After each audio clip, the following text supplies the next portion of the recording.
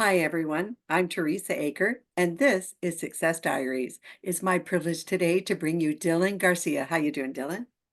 Hi, I'm good. Thank you for having me, Teresa. It is truly my pleasure. Everyone, right now we're doing a series on success, and Success Diaries is all about overcoming adversity, people's travels, experiences that they've had, overcoming obstacles, and sometimes issues with health, whether it be physical or mental health. And Dylan is the epitome of what Success Diaries is all about. So, Dylan, thank you so much for sharing your story today. Let's start with what exactly we talked a little bit before the show, and I do know a bit of I know you're a recording artist, but you've overcome some medical things. So, let's start with that, shall we? Yeah, I was always a little weird ever since I was a kid. Like, to be honest, I lived in a strict household growing up. So, like, you couldn't leave lights. Like, you had to be really on point at a young age growing up in my household. I'm the oldest.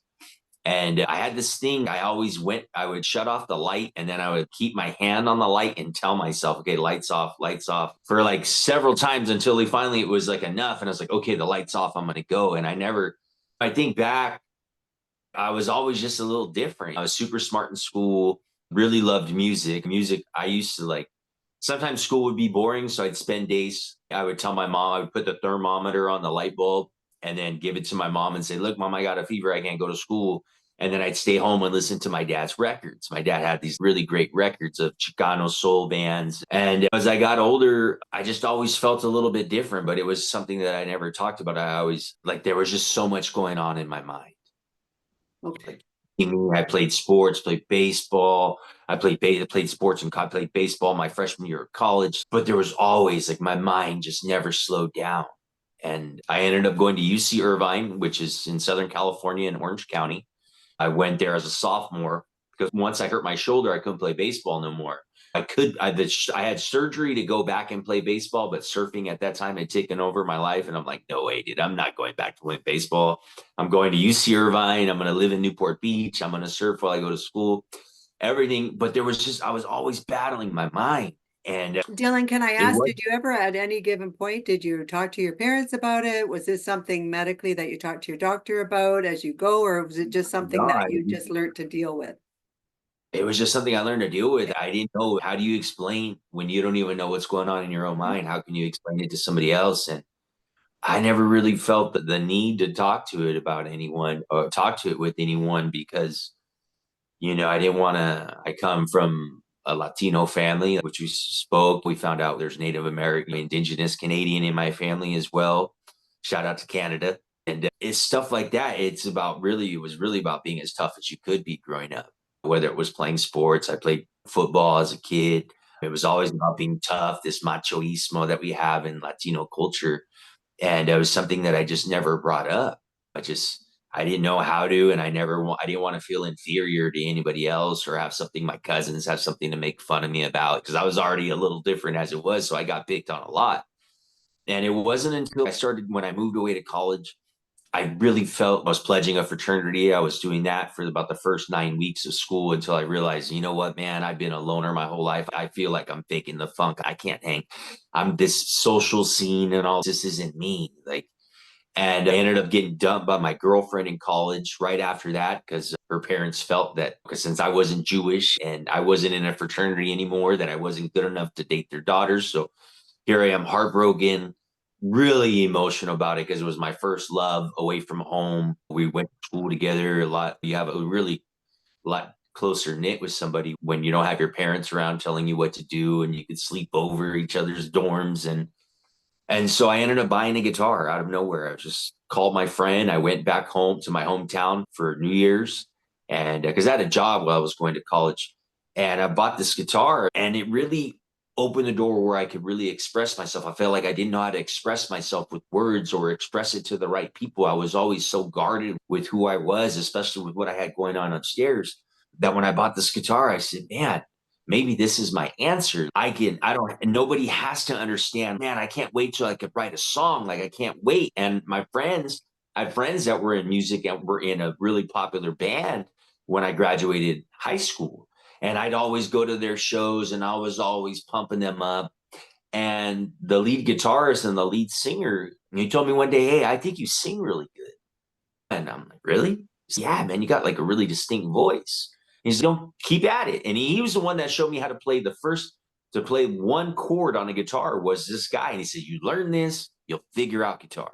Oh, And so I had this new way to express myself in college. I'm newly brokenhearted. I didn't have a girlfriend no more. I'm not in this fraternity. My social life went to a complete wow.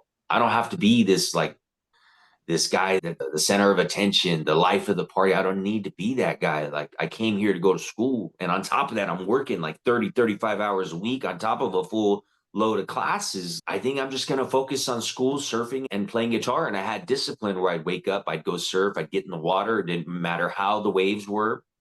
It was just this discipline that I was raised growing up with. And I'm glad because I saw so many people yeah. fall off the deep end in college. People get into drugs, people not finishing school, people got their parents' credit cards. It's like I was on a mission. It was like I'm the first person from my family to go to school, my extended family. Like I was there to represent. You can even see it. I got the diploma still with me to this day. And can I ask what you graduated? What did you graduate with? I got a Bachelor of Arts in criminology, law, and society, Oh, and fantastic. That's and I wonderful. got a minor in I got a minor in history, Oh, which was wonderful. no, I didn't really have a focus in history. I just took the classes that Sure. I thought were pretty cool and studied like history of Nazism, history of God, history of medieval Europe, and the history of the Vietnam War. Those were my upper division electives that I took. But I was always, like I said, I was always battling this thing with my mind. And it was like the only time I ever felt peace was when I was playing this guitar because I wasn't thinking. I was in the moment. You're not really thinking of anything. You're just playing. And once I started to learn guitar, I started to put songs together. It was like I played my own style of guitar because I didn't go to have lessons. So I was just doing my own eclectic style of music and writing songs. And it brought me a lot of joy because what else do you do when you're going to school full time? You're working a lot. You don't have much time for a social life outside of your goal. And I could not let my family down. Like it was really like I just didn't want to let myself down too, because there was so much pride in me. Out of high school, I was supposed to go to the military academy. I was supposed to go to West Point, but I didn't score high enough on my SATs. And I never had a backup plan. Like ever since I was old as I could remember was like, you're going to West Point, you're going to West Point. Because I come from a family, my grandfather, his brother, they were war heroes in my grandpa in Korea and my grandpa's brother in World War II. We thank And them that for was their service, Dylan. yeah, that was, I think being on that path at a young age is what really gave me the discipline when I was in high school to play sports and do good in school. And it's because that was the overall goal. And when that all crashed, it was like I literally was like, okay, I guess I go to the junior college. And my coach was like, come play baseball. I'm like, okay, I'll keep playing baseball. I was already tired of baseball. I've been playing baseball my whole life already as a kid. But I fell in love with surfing. And that was another thing. Getting in the ocean was just like no team sports. I don't got my dad looking at me if I'm doing good or bad. Like it was just me in the ocean. And it brought me so much peace. It was like, oh my God, like I feel like the whole trajectory of my life is changing into something that I wasn't raised or this path that they had lined up for me in my life. And I had some traumatic things happen after I graduated college. My brother, rest in peace, he passed away back in March 19th of 2023. But back when I was young in 2003, after I graduated college, he tried killing himself. He was always had some mental health things going on, but he tried killing himself. So on top of that, when I saw him in the hospital, like he went, like it was really bad when I got to the hospital and saw him. And that really opened a door that had never been opened in my life. And that was like I started having this I don't care what the consequences are of my decisions kind of attitude. Okay. Because it was like I was angry at God, I'm angry at my family, and here I am going to school. I graduate, I'm doing good, and everything's chaos back home. What's going on? Sorry for your loss there too, Dylan.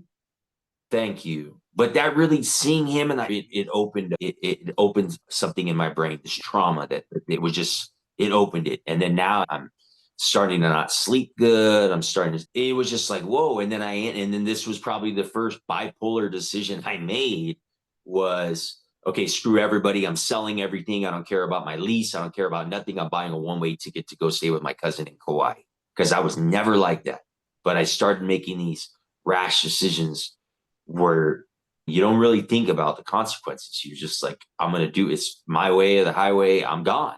And that was the start of it. That was really the really start of a mental health journey that I didn't know that was going to be a part of my life, because seeing that at a young age, I was only 22 when I graduated. I was only 22 years old. This was going on with my brother. I'm still like a young kid. And that was when everything started going downhill in my life after that. I moved around a bunch. I lived in San Diego. I went to the North Shore. Like I did a bunch of, I would work it after I graduated. I worked in the mortgage business, and in the mortgage business in the early 2000s, there was a lot of money to be made. And I was young, and I'd make money and then take off, go on a surf trip, Okay. get away. It was always my escape, just to get away. It wasn't about building, buy a condo, buy a house. It wasn't none of that. It was just like, okay, I got money. Let's see how much fun I can. And everyone told me that I was crazy back then. I can't believe you have that mentality about you. Like you just pick up and go. My parents could just thought something was wrong with me, because it's, wait, you're going to Hawaii for 2 months? Like most people go to Hawaii for 5 days. You're going Yeah. for 2 months. And I always managed to figure it out. And I just lived in the moment. And because when you see death that close, it makes you realize how short life can be. Yes. And I had already got the degree. It wasn't like I was going to, like I was already done with college. Like I had already accomplished what I set out to accomplish. And going away, it really opened my eyes to how different people are when you go other places. Like especially when I went to Oahu, when I was on the North Shore, I was out there my senior year of college, and I just remember seeing how tight they were with their family. And coming from with things with tragically that happened with my brother, it was like, whoa, like it was makes you see outside the box that you've been bred with your whole life. And whoa, people live so much differently. And I got to see it from such a extreme aspect of going to Hawaii and having Thanksgiving with the friend that I made out there. And there was double of everything. And everyone's outside gambling on the football game and drinking Heinekens. And it's, whoa, these people are really family. Like they're really tight knit. And I just was something that I always wanted for my family. And because I always wanted my family to be good. My mom, my dad, my brother. I had a little sister at this time. And was fast forward now to 2009. And I'd been living with these bipolar things now for what, 7 years untreated. And by that time, things had escalated. I was back in Newport Beach. I was working a job doing heating and air conditioning controls, like computer work, controlling these people's commercial buildings, air conditioning systems with a computer. I was doing that. But at the same time, I was like losing my mind, like literally. And I'm like, man, like it was my normal, but it was like, you don't know when you're going through these episodes. On top of it, I'm getting paranoid. I think my neighbors are out to get me. I'm like 100% in with music now. Like I'm playing gigs every weekend, but my mind, and I just played it off so freaking good. Like I just played it off as if like I was solid with everybody. I was the happy guy. I was the goal, because that's how I really felt inside. But in my mind, in my heart, I felt that way. But in my mind, it was like my mind's telling me something completely different, and I'm So, battling with my Dylan, mind. may I ask you during that time, were you acting like someone you were not, or was it just that you were finding outlets because I'm thinking there's thoughts in your head. Is that what you're thinking? Is that what was going on, or was it a feeling? What was it? Feeling, thoughts, you name it, from every angle, from So were every you angle. okay? So on the exterior, this was going on behind the scenes, but you were acting normal, if you will, whatever normal is. Uh, Going up to work, doing my thing, and I'm right. just in my own It mind, just must a have been little very weird. frightening in behind thinking there's something wrong here. Yeah, because at that point now, like I had met my son. This is when I first met my son's mom. She helped got my record, my music career off because I was already playing shows. I meet this really well-known producer that wants to work with me, and I go into the studio and I'm like at the highest of highs in my life because right after we recorded in the studio, I'm getting offered a record deal when it's like it happened so quick when it was like went from just playing shows to meeting some people to going to the studio, auditioning, cutting a record. It was like boom, we want to sign you. And it was like, okay, okay, I got this contract now, and everything happened so quick, but nobody knew. Nobody knew. I never talked to anybody like that. I'm a little paranoid. I'm got this going on. I got this going on because I just didn't know how to talk to it about. I didn't talk to it about it with it to anybody. And then about 2 weeks after I signed that record deal, I'm gone. Like my mental health was gone. I remember the owner of the record label saying, "You got to go so out there, bro, and you need to write the most deepest lyrics and be bigger than Led Zeppelin." That's what they want from you because they're going to make money. But when you have all this and you're young and all this is going on, you don't, it was just, it was a lot. Next thing I know, I'm wandering around Newport Beach and Santa Ana with my wandering in the street like a homeless person. Did you know that were you aware that you were wandering around, or what do you remember that? I was wandering around because I thought somebody was coming to kill me. Oh, okay. And Oh my, okay. paranoid like that. So I figured if I got out in the open, they had to do it in the open. If they wanted my dog to be able to get away because I won't have the dog on a leash. And that's how far, like I was having completely hallucinations where it sounded like people were loading guns and like to Oh the extreme my. where I was completely Okay. gone. And I was scared. Like it was the scariest thing, especially because and I got my son's mom. My son wasn't, I had just met this woman, but she had known me for like maybe a period of a month when it went from, man, this guy's really cool and he's in Yeah. the studio. And then a month later, and I'm just like, I'm gone from reality. And she found me later that day. She took me to a hospital, and I was having these crazy delusions like maybe I messed up my life because I didn't go to law school. I was trying to figure out why is this happening to me? Why is this paranoid delusion? What can I do? What Sure. wrongs can I right? What can I do to make this go away? And when they had me sitting down with the nurse, she said, "Do you feel like you're like hurting yourself?" And I said, "I'll kill myself before anyone kills me." And then next thing I know, I'm being taken off to a mental hospital. I didn't know though. I didn't know I was going to a mental hospital. I didn't know where I was going. I thought they were going to cut my head off. I thought I was going to some place where they were going to cut my head off. Next thing I know, the next day I wake up and I'm like in a room, like in a hospital room, and a guy comes in, and my birth name is Abel, like Cain and Abel. Abel is my name, and Okay. my stage name is Dylan. I'm still not yet medicated, and I wake up in this place, and I'm freaking out, like, where the hell am I? And this guy comes in my room, and he says he's wearing a name tag that says Abel, and I'm like, wait a minute, what is going on? Oh, And he's pull down your pants. We got to give you an injection. No, I'm not pulling down my pants because I thought I was going to get raped. I didn't know what was going on. And next thing I know, I'm fighting with everybody in this hospital. They get me on the ground. They stab me I could feel the syringe. Wake up a couple hours later. And then I'm like, I couldn't tell because I didn't have a watch. You don't have anything in a mental hospital. Some of the times there's only a clock in the rec room. And as your time, the way you think of time is really distorted. But I woke up and next thing I know, I'm like, oh man, it's gone. Wait, you mean to tell me? So wait, I've been having these episodes because I've been having these episodes off and on for years, but I used to be able to control them mentally where I'd be able to calm them down or make them go away. It was just escalated to the point where I couldn't do it no more. All the mental force that I had to control these episodes, I couldn't do it no more. The bipolar had taken over, and I wake up and it's whoa, I'm normal. This is what I've been dealing with for so many years. I had this like moment of clarity where wait a minute, because I used to write in songs when I was playing acoustic. I used to say maybe I'm schizophrenic. I used to talk about it in my music. Like I didn't know some of my songs. It sounds like a guy crying for help. These old okay. songs that I wrote on guitar, Sure. and finally had an answer. Like okay, something was wrong this whole time, and I'm better now with medicine. But the thing was convincing myself that all the craziness that I experienced was not freaking real. that's like where the PTSD, other stuff comes in, because that stuff stuck with me. Some of these, and that was the battle going forward. That was the battle going forward. When I got out of the hospital, a doctor suggested that they take me off medication, and I went wacko again.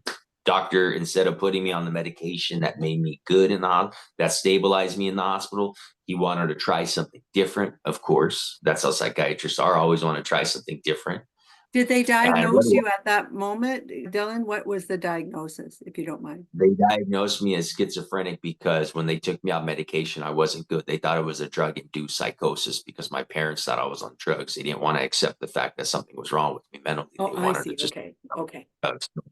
the whole thing while I'm in this mental hospital is like, oh, he's on drugs. He's on drugs, but nothing showed up when I did a P test. Nothing was Sure. like, and so that was the beginning of the battle. But then when the doctor was like, no, but the weird thing was the doctor didn't change my medication until I gained. I went from 165 pounds to about 225 within about a 3 to 4 month window. Like I went from really slim, lean guy to really obese really quick. Okay. And doctors, oh, maybe this medication is causing weight gain. And I'm like, dude, I've been 20 pounds heavier. Like the standard of care that I received when I got out of the hospital was terrible. Okay. And it was like a freak show every time I went to go see this doctor. And they changed my medication though after the weight gain. And then next thing I know, wow, things are getting back to normal again. But how much time did I already lose? Like it was figured out in the mental hospital what I needed. But this doctor wanted to do experiments and try this, and it just prolonged everything. And then now I'm slapped with the schizophrenic label on my file. The county ended up closing down that place. And then I got transferred to a new doctor. And I was making progress, but I still had this paranoid stuff. Now my son's mom, she's pregnant with my son that's on the way. She's pregnant. I'm way overweight, trying to figure out what the hell's wrong with me. And I'm like, they're saying I'm schizophrenic. And when I was on these meds, like, I didn't had no, it really sucks the life out of you. And now I know why, because I wasn't schizophrenic. Like I was taking medication for something that I didn't even have.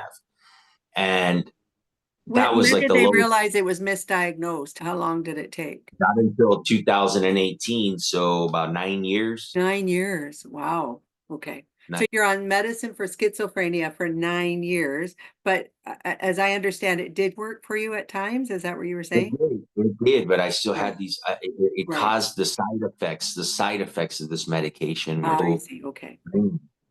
I would have something which is called, it happened. It freaked me out. I thought I was having a stroke the first time it happened. It's called the dystonic reaction, where you can't control your muscles, just lock up. And the first time it happened, like my face was distorted. I was a little sideways. I freaked my sister out. They Oh think I'm my. having a Okay. stroke. Okay. And the doctor tells me in the hospital, no, it's called dystonic reaction. It's Okay. a reaction because the medicine that you've been on has been in your system for so long, it's starting to build up this toxic reaction in your body. And Oh, okay. basically, my jaw would lock down. I had to replace these front teeth several times because of this reaction. So I'm at my wit's end. I'm going to have hip surgery in 2018. I'm talking to I was in Los Angeles. The doctor was in Los Angeles, and I was going to have surgery in Los Angeles. And the doctor's assistant asked me, because I had surgery prior with them, and they were like, "You seem like a completely different guy. Are you okay?" And I literally broke down and told them, like, my mental health is not good, and I'm not getting the help that I need back home. I Is there a way you can have a psychiatrist come and see me while I'm in the hospital to get another opinion? And so it was my own advocacy, because I was going in for hip surgery. This doctor didn't have to do that and Sure. get it right. But he knew I'm crying in their office and I'm not even for a hip surgery, because I just want my sanity back. And I have to have my hip surgery. This psychiatrist comes in. He's asking me some questions, like typical psychiatrist questions, but he did something different. He says, I want to take your blood work.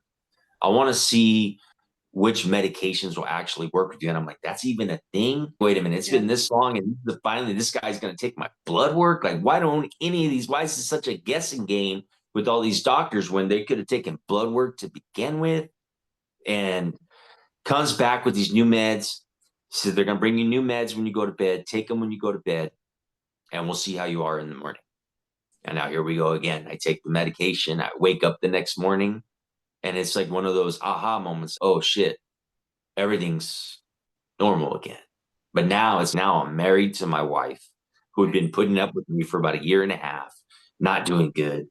And I'm like, I think I'm good again. I think I'm normal. And I'm like, how long was I crazy? And she's just giving me a scathing look, like, where I need to do a lot of rebuilding together. Yes. And that moment, I remember making a promise to God. I said, God, I can't keep going through this cycle. I can't. Show me what I need to do to get better. Yeah. And I will. Because I didn't want to go backwards anymore. And it felt like a lot of times it wasn't in my control. It was a lot of these psychiatrists' control on depending on what they were going to give me. So then I had a grievance against the psychiatric department where I lived. So they ended up giving me another doctor, where it was like a different doctor. And this guy really was, his name is Dr. Barrios, man. And this guy was like, he challenged me like it, and someone's going to challenge me. I'm going to take you up for the challenge. But he was like, you're using your hip surgery as an excuse to not work out. Like, you really want to be better? You want to be this artist you claim that you have this history of doing?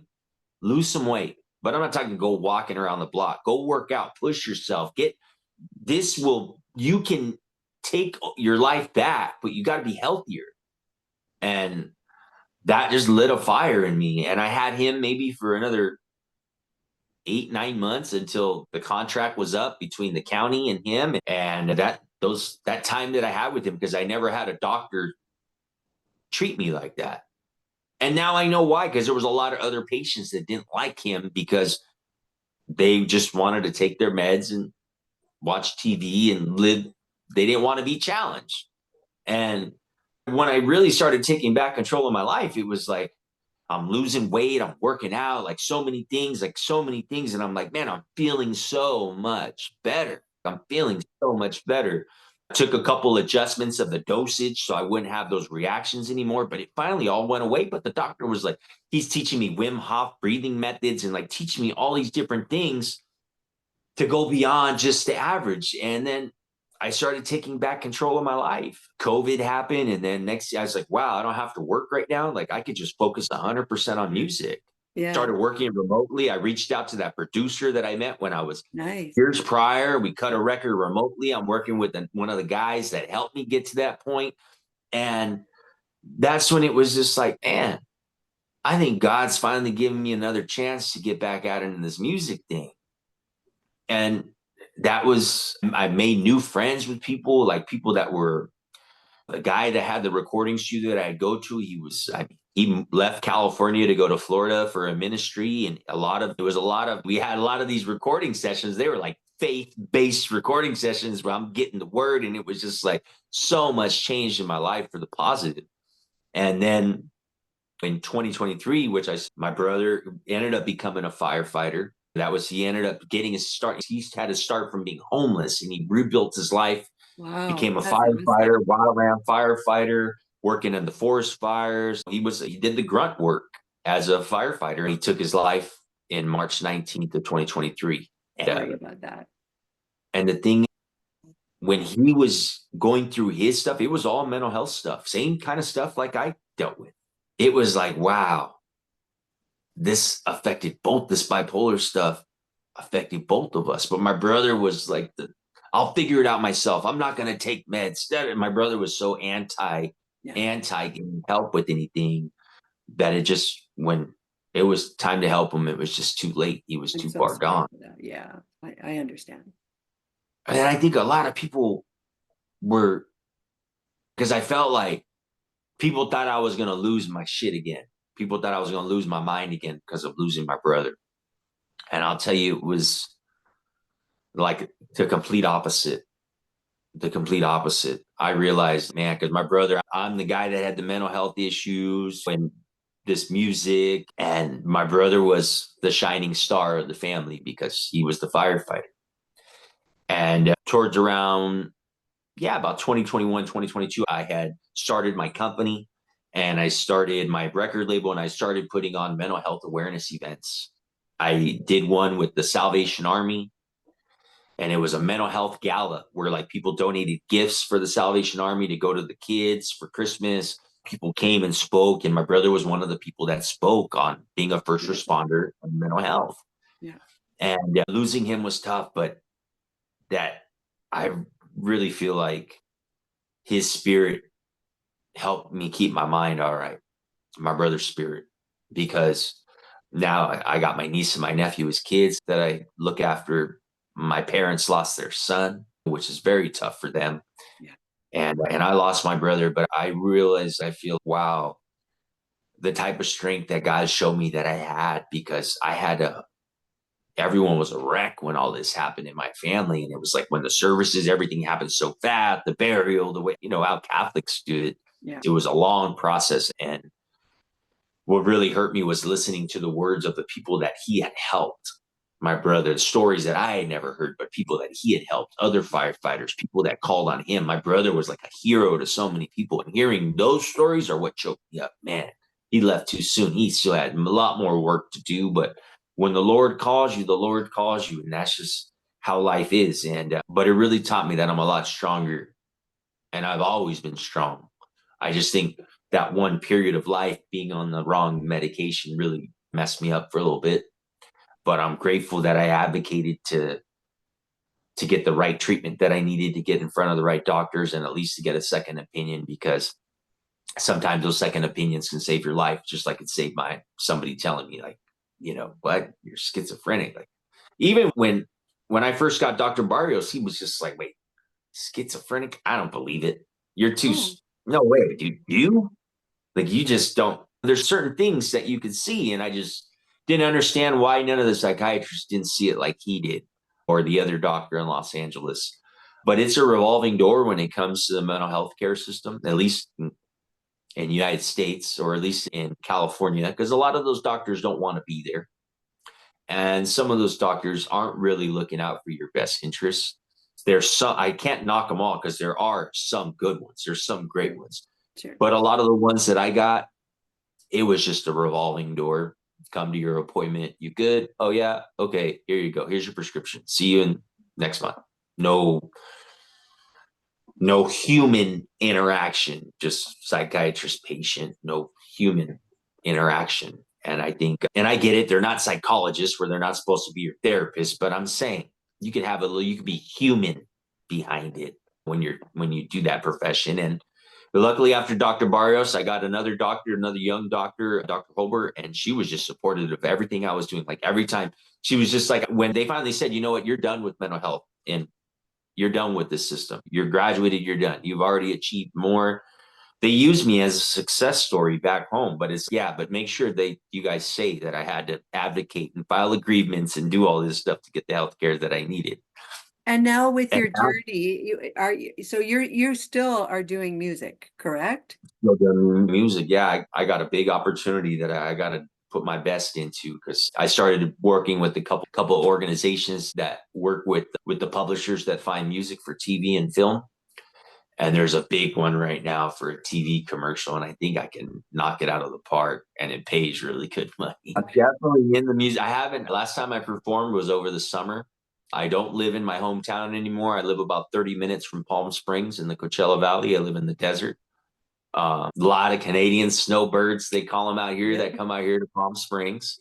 And this is where I live now. After about 3 months, 4 months after my brother passed away, I decided with my wife that we were going to come move out here to the Coachella Valley. And my son, his mom is from out here. And when I used to come to visit him as he was growing up, I fell in love with this place more and more every visit. And I was always sad that I had to go back home. Yeah. And eventually my wife said, hey, let's just move. And we moved within 2 weeks. We were out in my hometown and we're out here. And I do miss my family. I love my family, but I think sometimes a good distance is okay. And Not close enough to see each other every day, far enough to miss each other enough where you want to see each other. What now I know you're doing, is it recording? I know you're doing recording. You mentioned that you're doing different things at this stage of the game in your life. First of all, well done. You overcame Thank you. so much. That's incredible. Talk to us. Are you doing an album now? Have you done albums, or are you a writer? What do you do as a producer? What are you doing? I have my own career as a recording artist. Okay. I work with I'm always on the hunt for new music to write to. And I work with producers from all over the world. I just finished an album over the summer.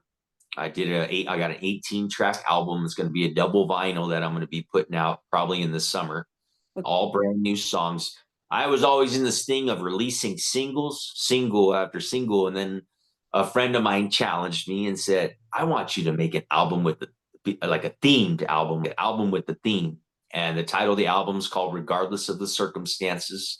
It's Oh, a I like song. that. It's just powerful songs that came out of this album. There's because I do like funk music, stuff you would dance to, have a good time, champagne glasses in the air, everyone's dancing, having a good time. But I also have songs because I was doing a lot of rap music too, and I wanted to just focus on singing. So I'm still understanding my vocal cords and my voice every day that I'm working on music. But there, that the title song, regardless of the circumstances, that song is about my brother. That regardless of the circumstances, I was never going. Regardless of the circumstances that happened in my life, I'm not going to give up. Good. Yeah, And that's there's it. some songs, man. Some good And songs that's on the album. on the next album that's coming out. It's all going to be on the album that's coming out this summer. I put out the first single from the album and I shot a music video out here in the Coachella Valley that came out last month. Is that on And Spotify or anything like that? Spotify. iHeartRadio? Yeah, if you just look up Dylan Garcia Music on YouTube, my channel will pop up. Oh, There's perfect. songs, there's songs on iHeartRadio, on Spotify. Just look Yeah. up Dylan Garcia. Yeah, probably about 45 songs maybe on Spotify. Wonderful. Yeah, And you'll make sure I have all the links in here, right? So that our yeah, audience I'll can make get, oh Yeah, yeah, I would absolutely. appreciate all the support. Yeah, and right now, I actually have a Christmas song that's out right now. Oh, wonderful. Oh, I like that. I mentioned to you before the show, and it was so nice that you came on. A lot of people have had their struggles, and Christmas is coming, and you're very inspirational, Dylan. And it is wonderful that you did an album. And now you mentioned you did also some Christmas music. So that's fantastic. Thank you. What's the name of your Christmas song? The Christmas song is called Christmas Funk. Christmas Christmas Funk. Funk. Okay. Yeah, and it's out right now. It's super funky. I actually penned the song. I wrote the lyrics in 2014 when Oh, I was living in Ojai, California at the time, when I was playing guitar and doing like folk music. The original song was a folk Christmas song. And because my publicist at the time challenged me, you got to write a Christmas song. And I get off the phone with her 15 minutes later and say, hey, I got that Christmas song. She's like, I didn't mean like that. I just was a suggestion. And I always sat on this song. I even did it like reggae style on guitar one time, but to finally record it. And I would always record myself and post a video of me performing the yeah. song on guitar. And I was going to perform at a Christmas fashion show. And she said, you got a Christmas song. So then I had some funk music that my producer sent me from London. And I used those lyrics from 2014 and ended up making the song. So it's been about 11 years in the process to finally get that song out. Okay. Okay. Awesome. And one thing I just want to touch on, because, it's the holiday season right now Yeah. and everyone's situation is different. I just hope from what you heard about my story today or what you listened to that just like my album, regardless of the circumstances, no matter how much life beats you down, keep getting back up. Keep getting back up. Like my this young woman, Angelina, she lost her sister to suicide, and she always says, life is better with all of us in it. Yeah. Yeah. Absolutely. That's with heart. And Dylan, that's what makes you successful because you're right. A lot of people go through trauma, but I would add that you went through some mental health issues that would be absolutely scary for anyone. And obviously your brother had some issues so much that he took his own life, and that's so sad. And my heart goes out to you on that, and your family and his children, because we do have things that sometimes we leave people behind, our loved ones, and they face even more trauma, and it's just a terrible thing to have to go through. But as we face the holidays, if we can find some light in it, like your story, that you overcame it, and that his children, I hope, are thriving wonderfully, and your child is thriving through it all. I think that's what we have to remember, that we have to keep going and be positive and never give up. Never give up, because I always tell myself, you can never lose if you don't give up. That's right. That's right. Yeah. So the message in there today from you is be persistent, have a plan, have a desire. And I would also add, if you need the mental health help, to definitely go out and reach out and get the help. That's so important too. Would you agree with that, Dylan? I would say first one you would talk to is your doctor.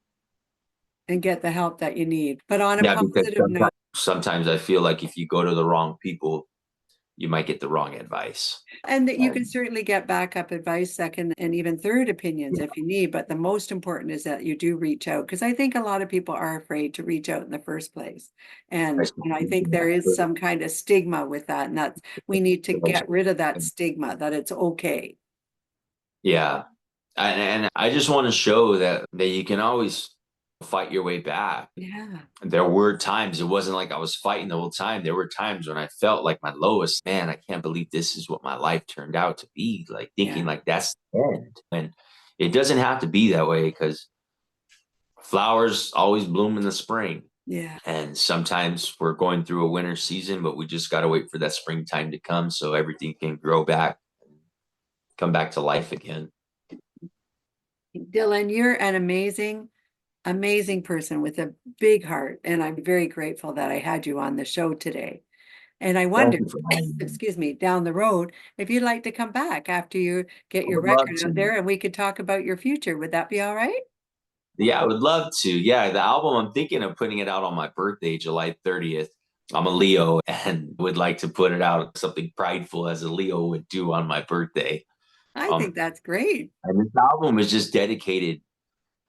It talks about relationships. It talks about breakups. It talks about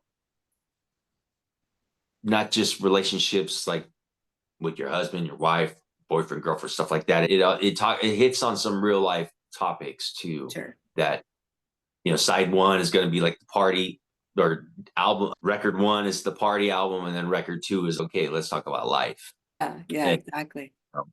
I'm really grateful that I was able to get it done. I'm really glad that my friend challenged me, like something that I never would have thought of doing, create a theme behind an album. And it tells a story. The album tells a story of this man meeting this woman who he sees, but she supposedly is in a relationship, but she's never with the guy in the relationship. And then a relationship builds from there. Beautiful. I And love it. yeah. Yeah, and it Dylan, goes from dancing and vacations and all this other stuff. And then there's a song called Friends with Benefits, and then she hits them right there. Now we were just friends with benefits, man. I'm like, oh no. oh, that's awesome. Dylan, I cannot thank you enough today for coming on. Will you make sure that all of those links are here for me when we wrap this up today? And I want Yeah. everybody to be able to reach out if I know you're on YouTube. Is there anywhere else that you're on?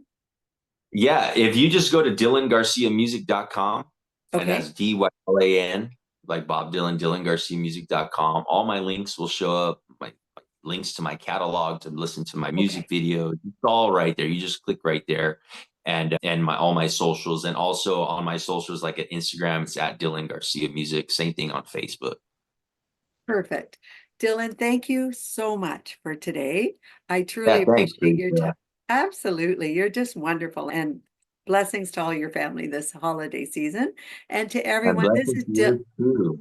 Oh, thank you, Dylan. I You appreciate that. too. And to everyone, this is Dylan Garcia, and you can go, I'm going to make sure all of his information is in the show notes for you to go ahead and take a look. I truly appreciated our time today, Dylan. And to everyone, this is Teresa Aker. You've been watching Success Diaries.